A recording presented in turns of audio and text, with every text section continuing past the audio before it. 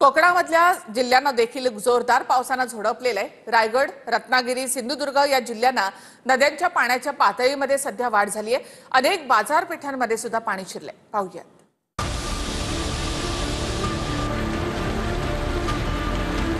कोकणात पावसाचा धुमशान, नद्यांना पूर, बाजारपेठा पाण्यात। रत्नागिरी जिल्ह्यामधल्या संगमेश्वर तालुक्यात गड नदीला पूर आला। पुराचं पाणी मागजन बाजारपेठेमध्ये शिरलं। बाजारपेठेमधल्या 10 दुकानांमध्ये 4 ते 5 फुटांपर्यंत पाणी शिरलं। चिपळूणमध्ये वाशिष्ठी नदीचं पाणी शहरातल्या जुना बाजारपूल परिसरामध्ये शिरलं। मुसळधार पावसामुळे खेडमधल्या जगबुडी नदीनं धोक्याची पातळी ओलांडली।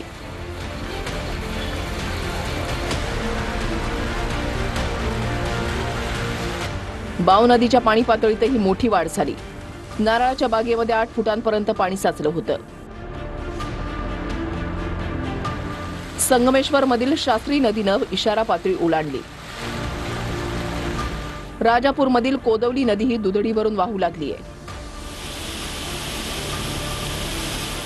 रत्नागिरी जिल्ह्यातल्या धरण क्षेत्रातही धुवाधार पाऊस बरसलाय। त्यामुळे लांजा तालुक्यातलं खोर निंदको धरण पूर्ण क्षमतेनं भरलंय।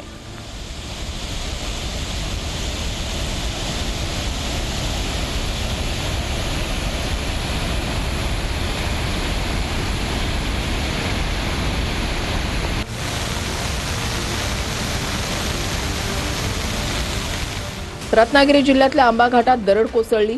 दरड कोसळल्यानं वाहतूक काही काळासाठी ठप्प झाली।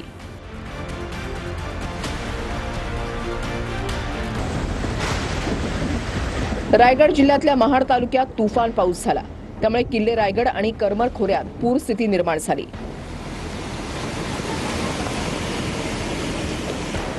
सांदोशी आणि बावळे या गावांचा महाड तालुक्याशी संपर्क तुटला।